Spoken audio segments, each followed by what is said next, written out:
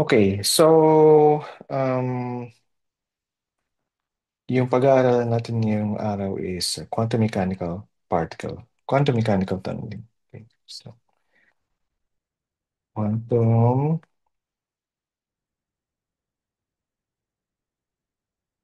mechanical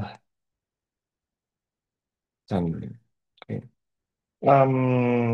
We've been talking about napahapyaw yung idea ng tunneling. Okay, so ang sinasabi natin dito is that yung concept ng quantum mechanical tunneling is when a particle sort of goes through a barrier or passes through a barrier, okay, which is not evident or which does not happen at all pagdating sa classical physics. Okay, so I mean pag tayo tumatakbo, dumiretso tayo sa isang dingding, hindi tayo nagta-tunnel sa dingding in the same way as yung particles na to ay nagta-tunnel.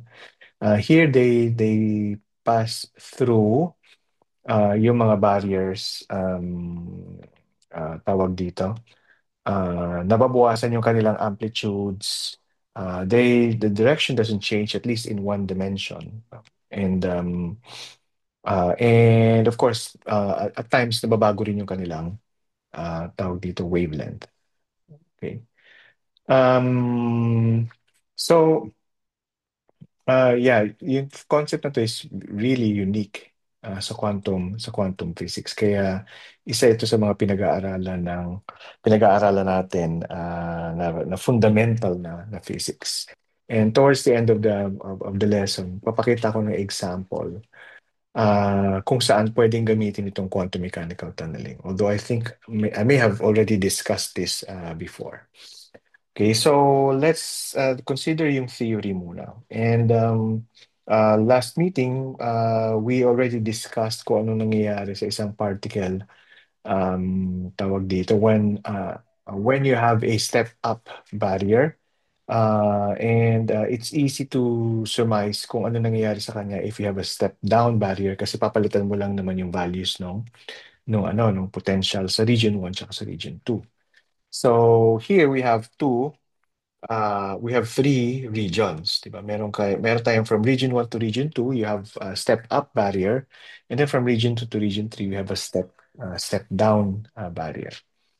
Okay, yung barrier separating region 1 and region 2 ay located at x equals 0.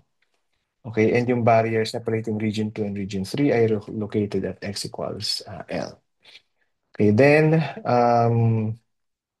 yung amplitudes. Okay. So now let's talk about yung amplitude. Sa region 1, we have yung amplitude A propagating towards the right, approaching x equals 0.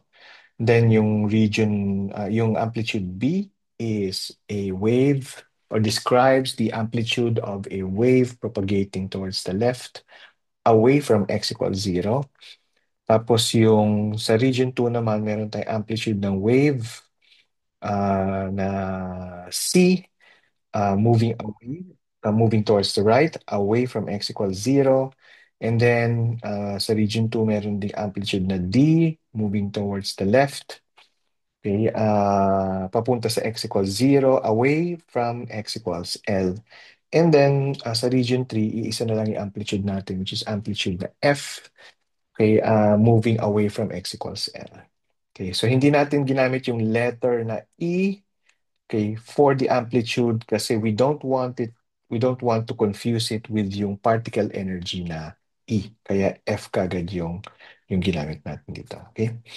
So, we already described kung ano itong mga amplitudes na to last meeting. So, if you have a step-up function like what you have here, itong A na to, itong amplitude A na to is the incident wave. Okay, at sinabi natin na ang probability ng incident wave niya ay 1. Okay? So yan yung incident na wave na nagta-travel towards sa barrier na x equals 0. And then once it reaches the barrier at x equals 0, then it becomes reflected, and the reflection amplitude is B. the reflection coefficient is B over A quantity squared. Okay, if you recall, it's B over A squared. Then itong C naman describes yung transmission. Okay, so yung transmission coefficient is described by C over A squared. Okay, we also discussed last time na wala tayong amplitude D. Okay, pero this time meron tayong amplitude D kasi meron tayong second na barrier which is located at x equals L. And we know na itong C na wave na ito, once it reaches the x equals L na barrier ay mare-reflect. Okay? At yung reflection kay nung C na wave, okay, ay may amplitude na D, okay, at yung transmission ng wave na C from across the x equals L barrier ay may amplitude na F. So this is the reflection and transmission as a result of the incident na wave na C. Okay, so I hope klaro sa inyong lahat yun. Now, we also discussed last time na yung wave na yon, yung wave na A na incident dito sa x equals 0 ay merong finite na probability. Okay?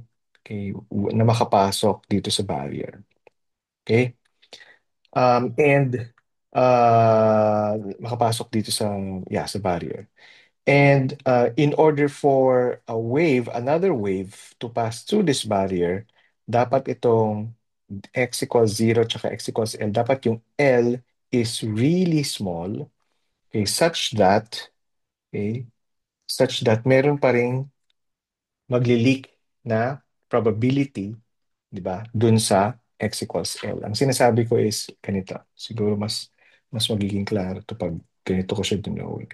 Dapat yung probability na mag-tunnel, okay, yung isang tawag dito, yung isang incident na wave na A ay aabot hanggang dito sa region 3. So ito yung probability, okay, na makikita niyo or na meron kang transmission dahil sa A, and then meron kang probability na meron kang transmission, okay, dito sa region 3. So in practical sense, kailangan manipis yung barrier na yan. Dapat yung L ninyo ay sobrang liit. Okay, so sa practice, it's in the order of nanometers. So sa previous discussions natin, sinabi natin na if you have oxide layers, then yung oxide layers na yan ay nag-act as a barrier.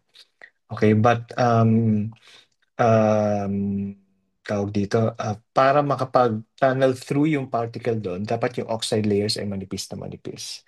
And in practice, yung layers na yan ay in the order of nanometer. So 1, 2, 3, mga ganun lang kanipis na mga layers. Okay? So, yan ang system, yan ang itsura ng system natin sa quantum mechanical tunneling. Okay. Now, to start the discussion, yung mathematics ng particle tunneling, siyempre, we always begin with the Schrödinger equation. Okay, and we already know what will happen from region 1 to region 2. Okay, so from region 1, okay, so from region 1 to 2, okay, alam natin na makakuha tayo ng equations na A plus B equals sa C plus D. Okay, and A minus B ay equals sa I kappa over K, okay, C minus D. C minus D. Okay, and nakuha natin itong first equation from the first boundary condition, okay, where the wave functions must be equal dun sa boundary na x equals 0. And then nakuha natin itong second na condition from the derivative.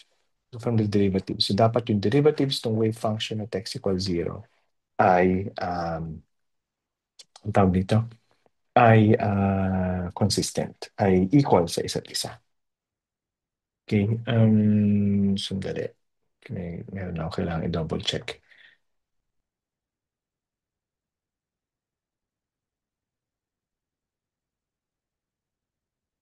Hmm, B minus D. Okay. Okay, now let's take a look at yung nangyayari sa Region 2 to Region 3. Now, sa Region 2 to Region 3, yung particle dito ay tawag dito ay nakakaranas ng step down na potential at x equals L. Okay?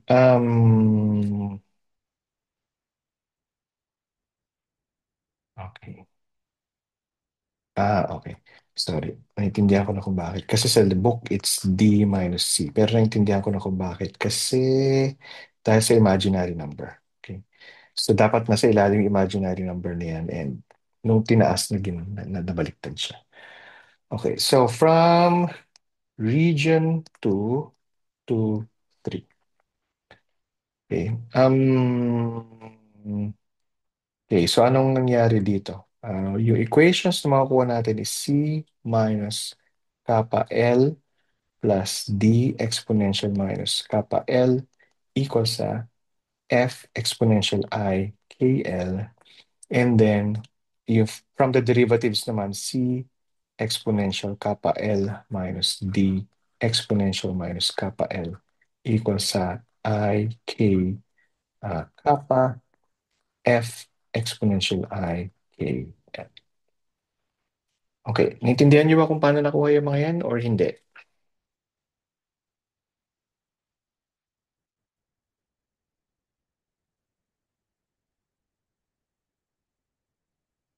Naintindihan niyo o hindi? Okay, gusto niyo, kailangan bang i-explain sa inyo?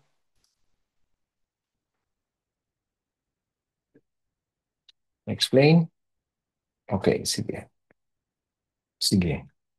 So region 1, yung wave function is given by A exponential I K1. Okay, so lalagyan natin ng subscript na K1. Actually, hindi natin kailangan lagyan ng subscript na K1. Basta K na lang. X plus B exponential negative I K X. Okay, bakit wala ng 1? Kasi yung region 1 at saka yung region 3 ay equal lang naman yung potential. So hindi natin kailangan i-differentiate yung region 1 na K at saka region 3 na K. Yung K dito is equal to 2 ME over H bar squared square root.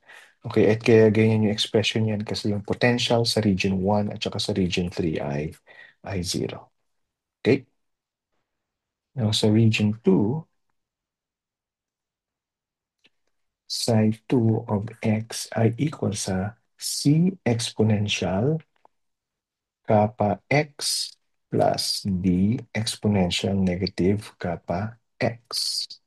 Okay, na kung saan yung kappa ay equal sa 2m over h bar squared times e, uh, sorry, dito isusulat natin v naught minus e square root. Okay, so dito kino-consider natin energies, particle energies that are both less than V naught at saka greater than V naught. Okay, so generalize na ito. And then sa region 3, okay, it's actually the same dito. So this is actually for both region 1 and 3.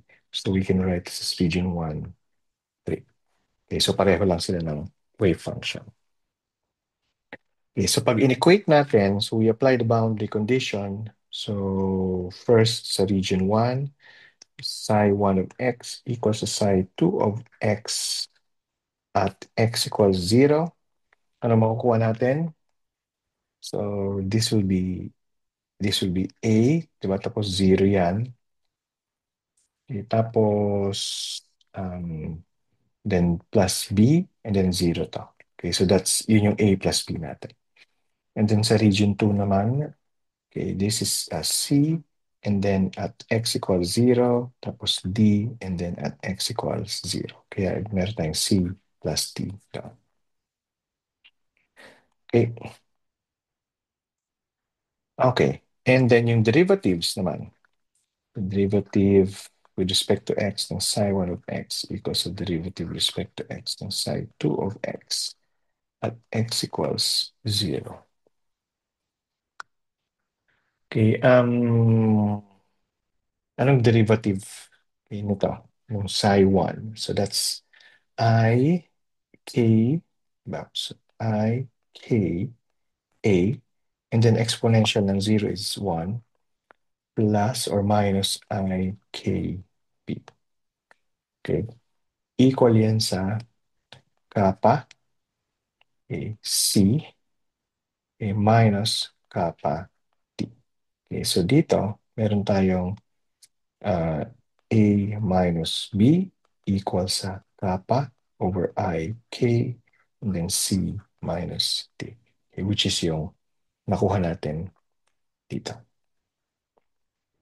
Okay, so nung inangat nitong I, syempre naging D minus C. Ito. Okay. Okay, sige. Next, sa region 2 to region 3 naman. So sa region 2 to region 3, so meron tayong psi 2 of x equal dapat sa psi 3 of x, okay, at x equals L. So at x equals L, so ano mangyayari? A, di ba? Exponential I K L plus B, okay, exponential negative I K L, right? Sorry, yung psi 2 pala tayo. C exponential, okay. So, C exponential kappa L plus D exponential negative kappa L. Okay, and then yung psi 3 ay A exponential IKL, IKXL. So, A exponential IKL plus B exponential negative negative IKL.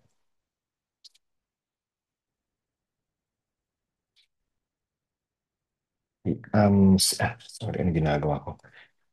F pala dapat yun. So dapat hindi ko pala sinulat ito na ganito. Okay, so my bad. Kasi region 3, sa region 3, iba na yung, okay, so sa region 3, iba na yung ano, sa psi 1. Psi 3 of x equal na siya sa f exponential positive I, K, X. Okay? Wala siya ng wave propagating towards this, towards this direction. Okay. So, yan. Okay. So, dito na tayo. So, this will become f exponential I, K, L. Okay. At yun yung nakikita niyo nakasulat dito. Okay. Similarly, when we take the derivative, di ba? So, or when we apply the second boundary condition with respect to the derivatives, so dapat yung derivatives niyan ay equal sa isa't isa. Okay. Then yung derivative ng wave function na ito is kappa C, di ba? Kappa C exponential kappa X. And then yung X papalitan natin ng L, and then dito naman negative kappa D exponential negative kappa L. So, C exponential or kappa C exponential kappa L minus kappa D exponential kappa L equals sa, then yung derivative naman ng function yan is ik and then f exponential ik. Okay, which reduces to this expression. Okay, klaro ba yan?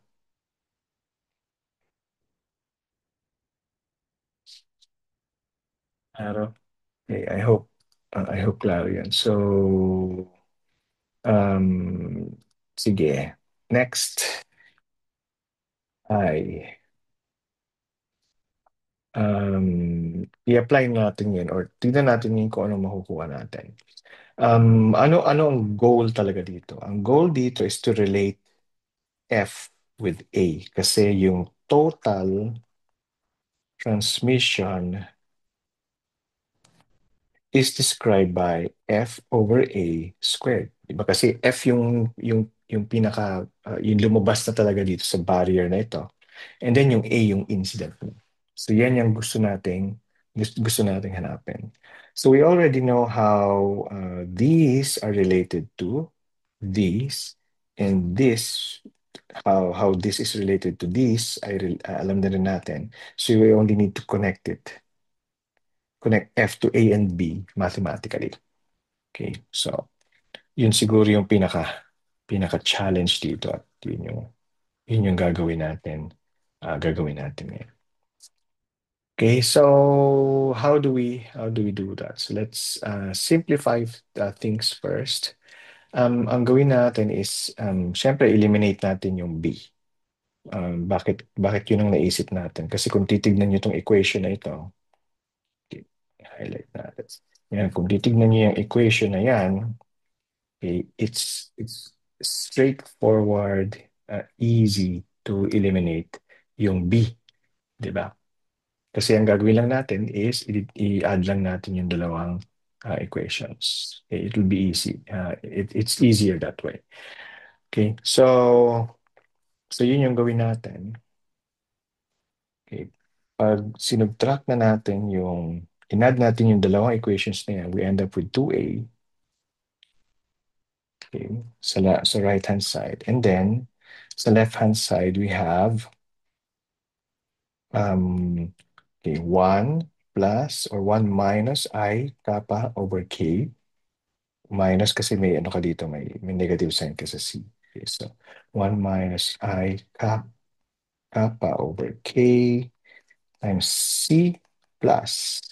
And then 1 plus itong coefficient na ito times D. So 1 plus I kappa K, okay, tapos T.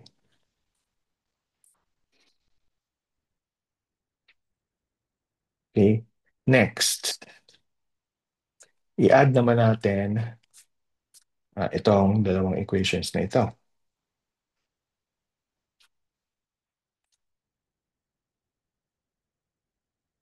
Okay, add naman natin yung dalawang equations na yan. Kasi anong ibibigay sa atin yan? Well, ibibigay sa atin yan is we will be able to relate C with F. Tapos may eliminate yung D. Right? So when we do that,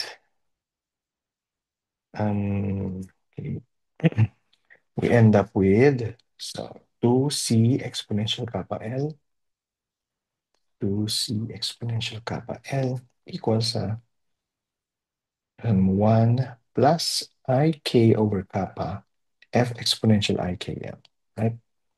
1 plus IK over kappa exponential, sorry, F exponential IK.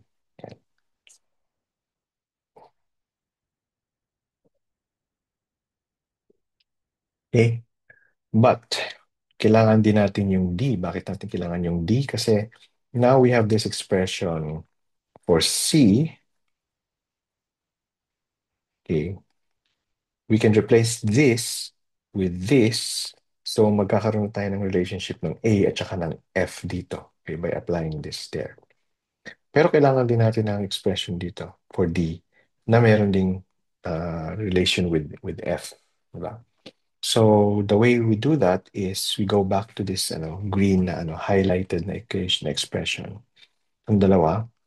Okay, and instead we subtract this term from this term. Then we get 2D, diba? Exponential minus KL.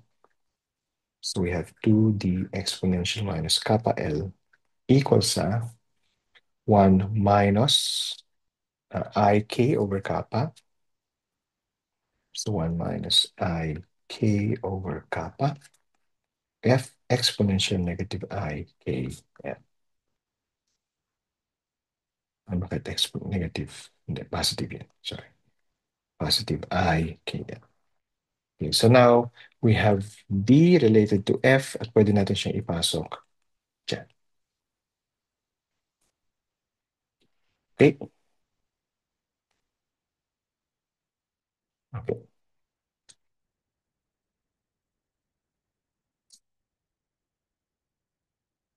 So, um, i-room konti ito para alam niyo kung okay, so this C will be equal to 1/2. Paano ko ba nasulat? 1 plus I K over kappa F over 2 F over 2 exponential minus I K L exponential negative kappa L. Okay, pag nilipat ko na itong 2 at saka exponential sa kabilang side. Then similarly, we get D equals 1 minus I K over kappa F over 2 exponential I K L exponential negative or positive kappa L.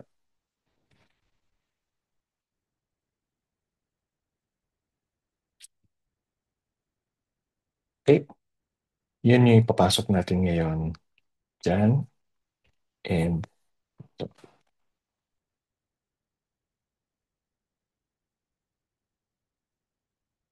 okay, so what we end up with is, so ito ngayon magiging A or 2A is equal to, okay, so yung mahabang expression na yan, 1 minus I kappa K and then 1 plus I K over kappa F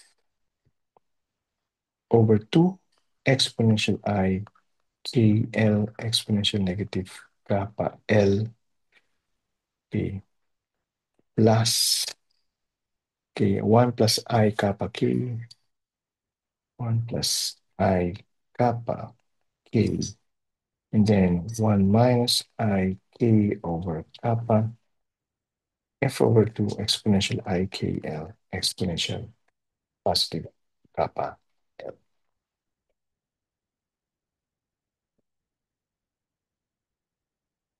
Okay lang, nakasunod. So ito yun, and then ito, yan, yan. Okay? And then, ito yun, tapos ito, yan. And then the rest. Yan.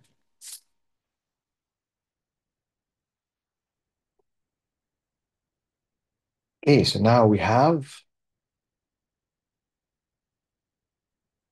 F and A, okay, on both sides of the equation. So the only thing left we need to do is simplify to get some expression which looks involving this. Okay? Ready na kayo? Hinahanda ko lang kayo sa mga next step kasi medyo mabigat yung math.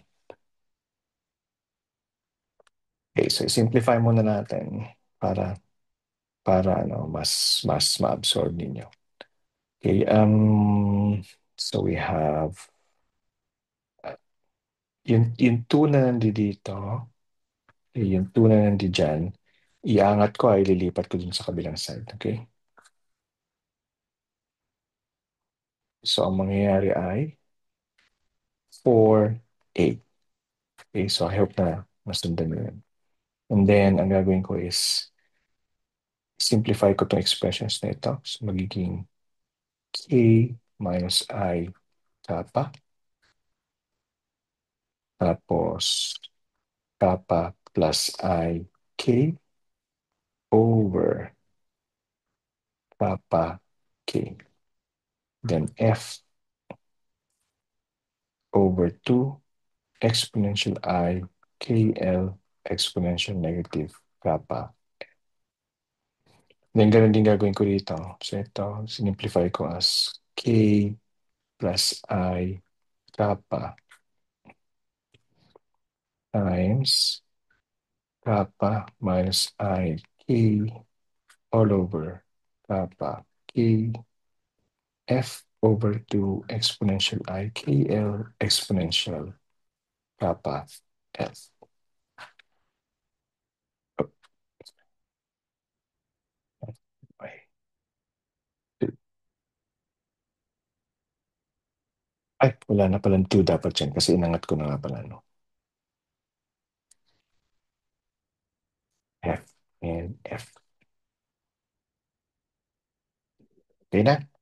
So, ililipat natin lahat ng coefficient na F sa kabilang side.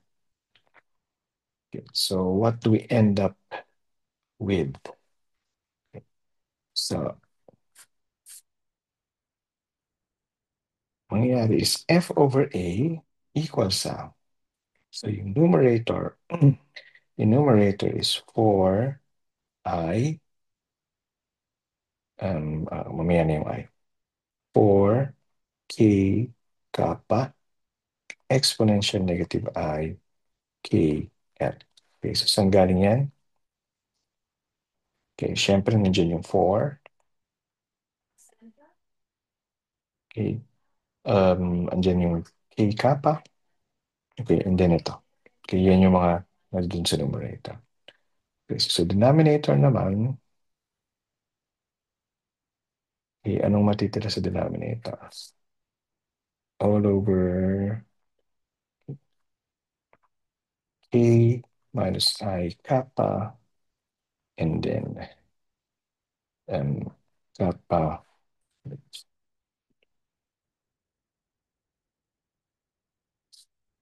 K kappa plus I K exponential, ano ba to?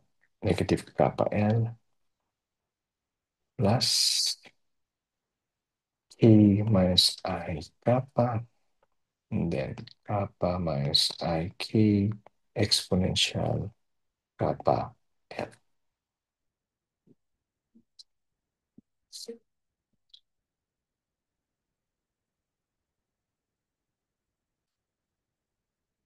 Okay. Okay, so next, ito na yung gagawin natin. Yung I na nandito, okay, or yung negative I specifically, ipa-factor out ko. And yung negative I din na nandito ay ipa-factor out ko. Okay, so ganito yung mangyayari. F over A, so 4K kappa exponential negative I KL. I-factor out yung negative I na yan. And then pag ginawa ko yan, of course, magiging kappa minus IK. Then kappa plus IK. Kappa to. Kappa plus IK. Okay, and exponential negative kappa L plus negative I. And then kappa minus IK. And then kappa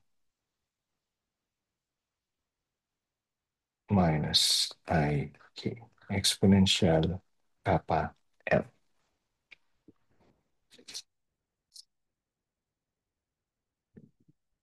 Sorry, kailangan ko i-double check parating mga sagot.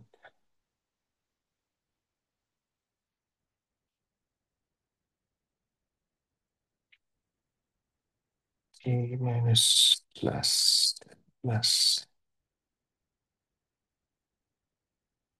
minus up plus minus. So dapat merong plus dito na nagkamali ako. So minus, hindi, plus yon, plus ik, and then ik. Okay, so dapat ito ay plus. At ito ay plus. Okay. Kasi plus ito. Yan. Okay. Okay. Pero ano ba to? Yan.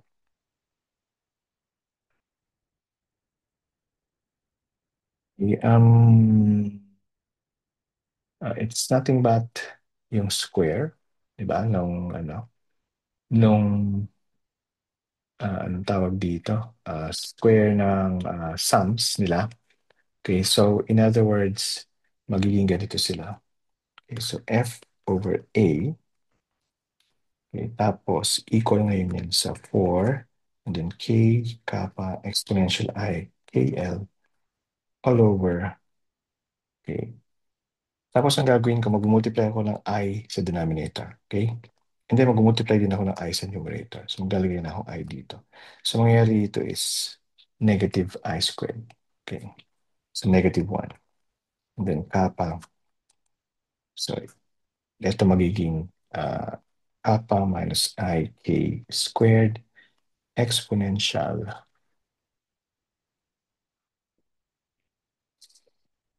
Hmm.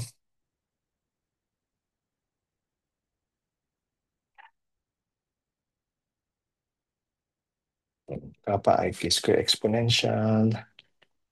Kappa L plus kappa plus I k squared exponential negative kappa L. Medyo nagbaliktad. So, ito napunta doon and then ito napunta sa kabila. Pero it's the same, ano naman, expression, exponential negative I k L. Okay, then, ang next is divide everything. Okay, okay, divide, sorry, not everything, but numerator and denominator by k squared, 1 over k squared. Divide by 1 over kappa squared, the numerator and denominator. So we have f over a equals 4i k over kappa. Okay, so negative 1 minus I k over kappa, quantity squared, exponential kappa L plus 1 plus I k over kappa squared exponential negative negative kappa L exponential negative I k L. Okay, now sinulat natin yan ng ganyan kasi ang next step dito is to solve for FA, yung ano na, probability, di ba? So to get that, we first take the complex conjugate of F over A, okay, and then multiply it by F over A. And remember that when we take the complex conjugate, lahat ng I ay papalitan nyo ng sign. Okay. So, ang mangyayari dyan is really long equation, okay, that you can already see in the book. Hindi, sige, isulat na lang natin. So 1 plus I k over kappa squared and then um,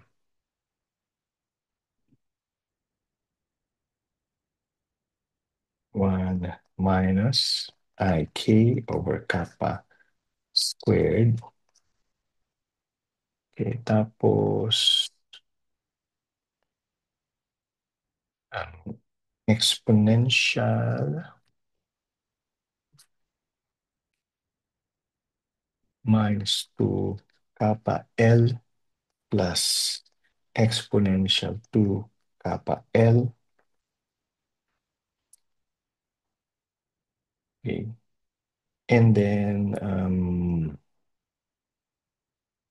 plus or minus 1 plus ik over kappa, dapat minus na yan.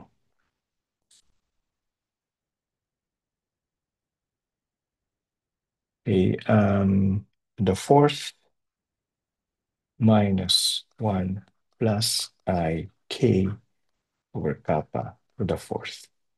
Okay, lahat yan ay numerator, denominator. Yung only numerator is 16k over kappa squared. Okay, yeah, may mga ini-skip na steps dito. Okay. Okay, kasi i-multiply nyo ito okay, by its square, by its complex conjugate, tapos kukunin nyo pa yung cross terms, diba? So, yeah, so yan yung lumabas dyan. Okay. Then, we actually, ang only step na gagawin lang natin dito is we sort of simplify this, okay, and get this equation. So, f over a squared ay equal sa 1 minus ik over kappa squared. So 1 plus ik over kappa squared. And then exponential minus kappa L minus exponential kappa L squared plus 2.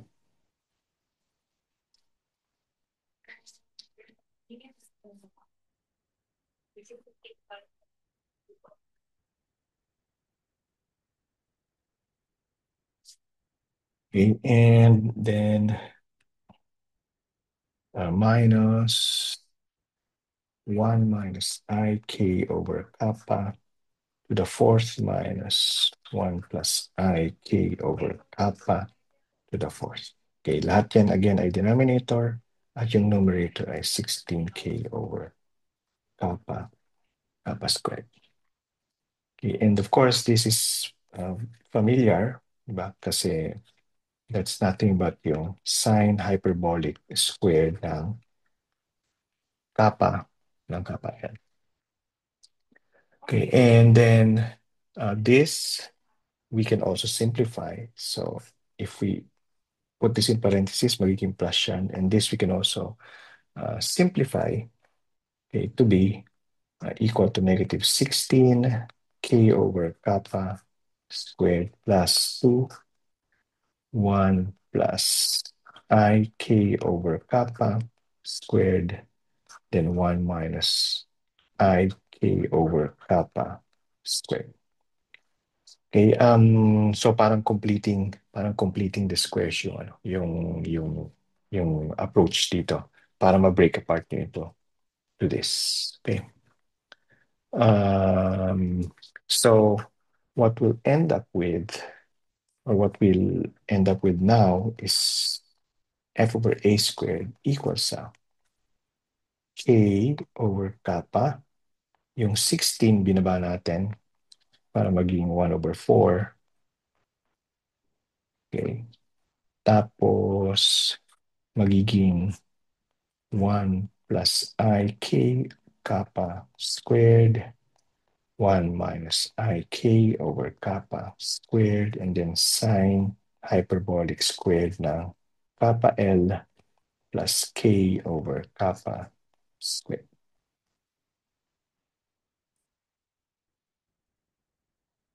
Ito siya dapat.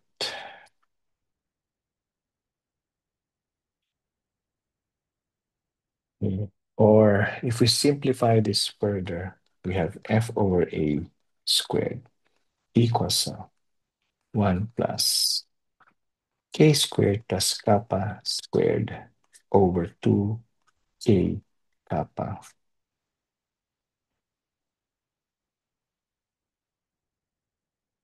sine hyperbolic squared ng kappa L. So 1 over. Okay? Okay, so yun na yung transmission expression for the transmission probability. Okay, when we plot this, okay, for values of k and for values of k and kappa, okay, remember na ang k is 2m e over h bar squared at yung kappa ay equals to 2m over h bar squared v naught minus e. So if we select, for example, um, v naught equals 1 electron volt.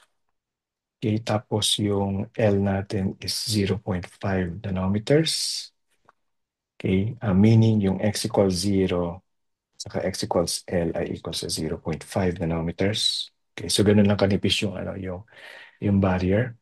Then we can determine kung ano yung behavior ng system, kung ano yung itsura ng system. Okay, okay so, okay. Wait, akala ko na include ko na rito yung figure. So let me just include yung figure dito.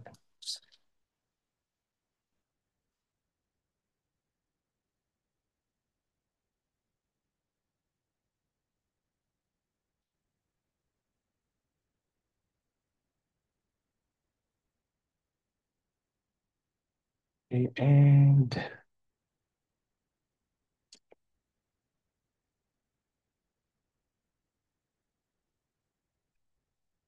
okay, so the solution would look something like this. Okay, ano nangyari dito? So yung probability, okay, yung F over A is the transmission coefficient or transmission probability. Okay, so ito yung ginagraph natin dito ngayon. So what we see here, ito yung barrier. Okay, so ito yung ating barrier. Okay, so makikita natin yung wave propagating towards the barrier. Okay, has this property. And then inside the barrier, nagde-decrease yung kanyang amplitude. And then outside the barrier, bumalik yung kanyang wave na nature. Okay, well, hindi naman nakikita yung wave na nature dito kasi sobrang liit lang nung barrier. Pero dito, of course, it also has a wave nature. Okay, so lumiit yung amplitude from here to here. Okay? And tawag dito, pero still nagpapapagay pa rin yung wave in this direction. Okay, so this corresponds to when the energy of the particle is 0.9 electron volts. Okay, so sorry, ito yung real component, sorry. Ito yung real component nung solution. Okay. Now, yung probability talaga is given by this. So actually, makikita nyo na yung probability ay nag-decrease. Okay? Sobrang liit yung probability. Actually, when you zoom in, it looks something like this. So meron pa rin maliit na probability na magta-tunnel yung particle, okay, inside this barrier. Okay. So yan yung tawag dito. Yan yung results ng ating calculations nung ginamit natin yung tawag dito Schrödinger equation. Okay, para isolve yung uh, barrier system na yan. Okay. So that's what quantum mechanical particle tunneling is. So you have and that's how we compute yung transmission probability. Okay, through the barrier we have a wave, an incident wave, and then it tunnels through the barrier, and then we have an outgoing wave, and yung probability ng outgoing wave na yun can be computed using this same equation kasi yan yung tunneling probability niya. All we need to do is to determine kung ano yung K, kappa, okay, from yung given values. And syempre yung L. Okay. So, in practice, anong klaseng system yung pinagagamitan nito? So, So yung system na, isa sa mga systems na pinagagamitin nito ay mga semiconductor devices. Okay,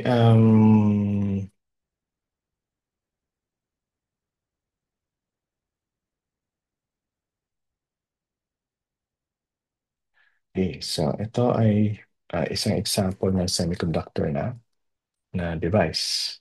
Okay, so dito, okay, um, saan tayo magsisimula? Actually, dito tayo magsimula sa pinaka-simple. Okay, so dito meron tayong silicon na base material. Okay, usually, typical na ginagamit na base material ay silicon. Base meaning siya talaga yung parang pinagpapatungan. Okay, literal na base material siya.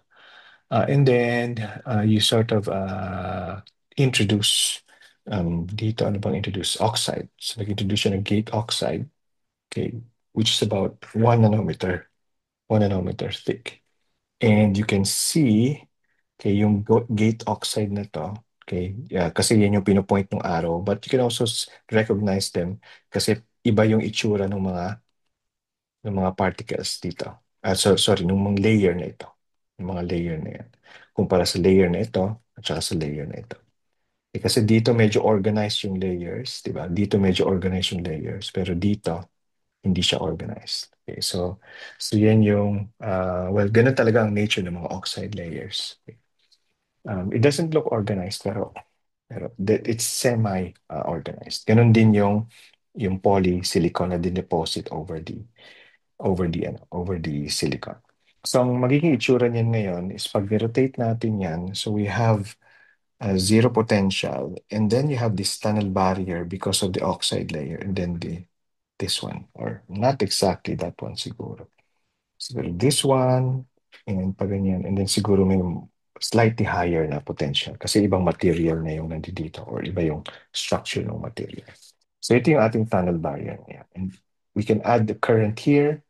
Okay, yan yung ating incident na wave, and we want to determine, ang ginagawa natin in practice is we want to determine kung ano yung output na current dun sa oxide na layer. Okay, and in this case, meron naman tayong tinatawag na transistor. Okay, so pag-aaralan natin ito sa electronics physics. Okay, so a transistor is a device na kung saan yung current is pwede nyo i-control, okay, by simply applying certain voltage. So in this case, meron kang source, drain. Yung components ng transistor is source, drain, at saka gate. So meron kang source at saka drain. Yung source ay yung iyong kinanggagalingan ng current. Then yung drain, dun pumupunta yung current. Okay. Now you also have this gate. At ang ginagawa ng gate dyan is when you apply voltage to this gate, pag nag-apply ka ng voltage dyan, you actually change, okay, yung thickness. Okay, not the physical thickness, okay, but the electronic thickness nung channel. Ano ibig sabihin ng electronic thickness? Okay, kasi ang nangyayari dito is if we zoom in dito, okay, so ang nangyayari is of course from the source to the drain, merong current na dumadaan dyan. And yung current na yan, okay, passes through yung channel na ito. Okay? Yung channel na yan ay punong-puno ng electrons.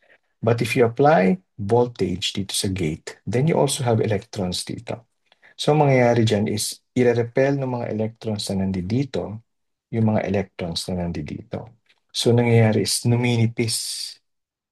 Okay, dahil na merong repulsion, numinipis ngayon yung channel na dinadaanan ng electrons kasi pinupush, nagtutulakan sila or pinupush nila ni-repel nila yung isa't isa, di ba? So, dahil naminipis yung channel, yung current na dumadaan dito sa transistor ay bumababa din. Sa source tsaka sa drain ay bumababa din.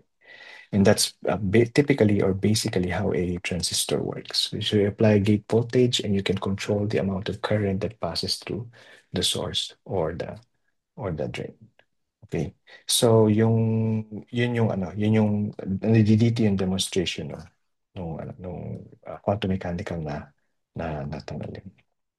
Okay, so yan yung mga pinagagamitan ng concept na to. It's ubiquitous Okay, gamit na gamit 'yan sa ano sa lahat ng device physics. Pag may nakita kayong transistor, you have you have yun andun kita niyo kaagad doon yung concept ng quantum mechanical tunneling, especially sa ganitong klase mga transistors.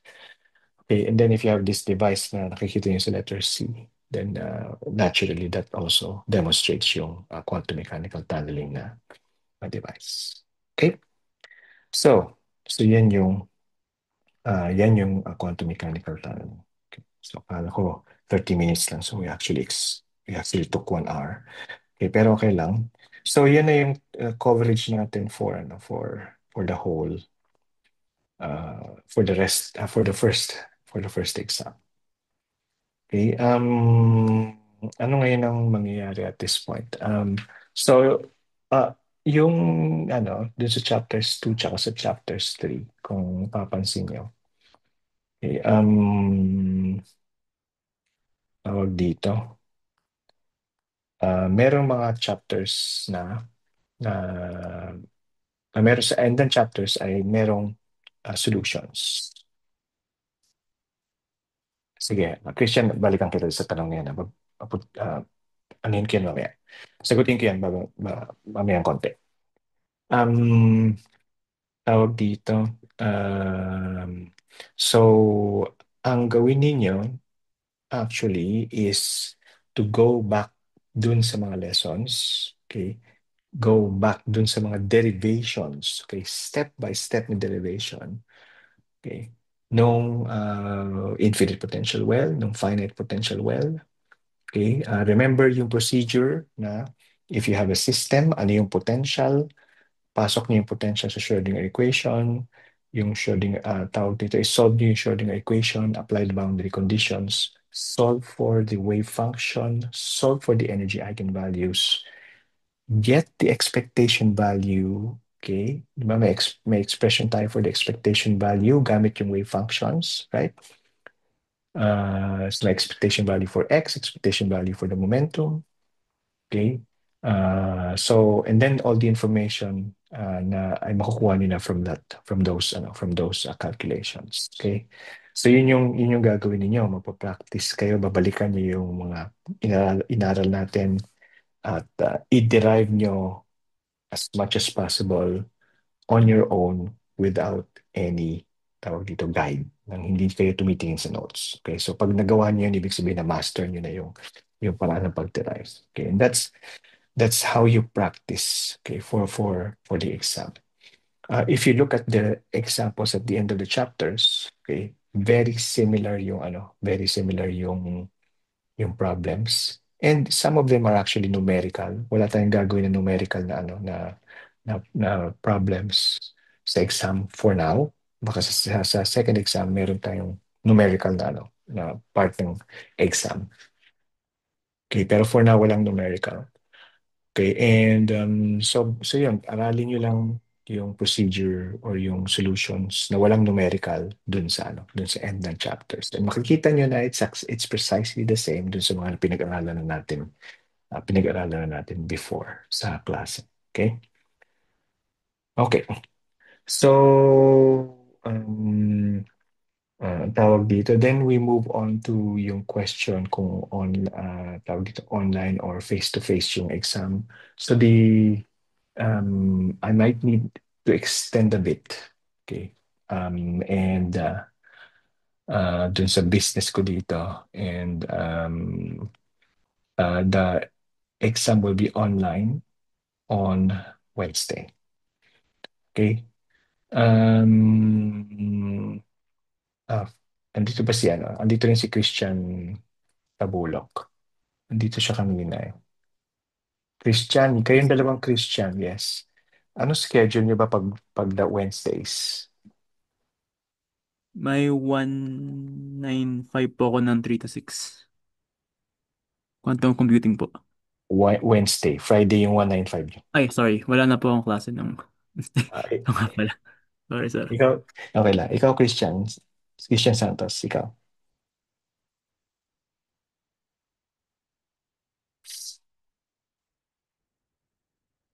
Okay.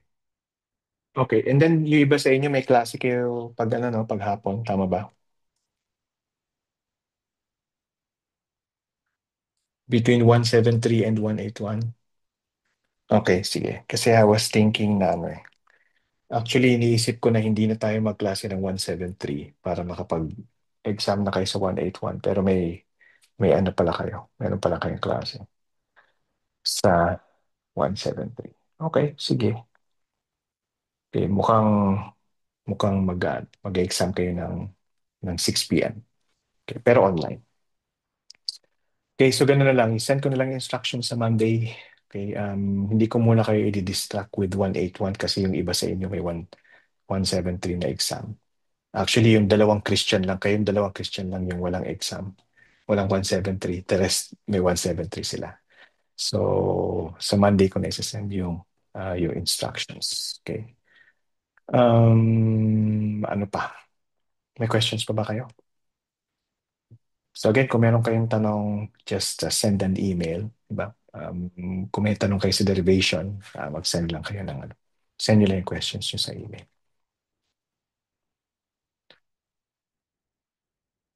Okay? May iba pang tanong? Or wala na? Okay, sige. Kung wala nang tanong, then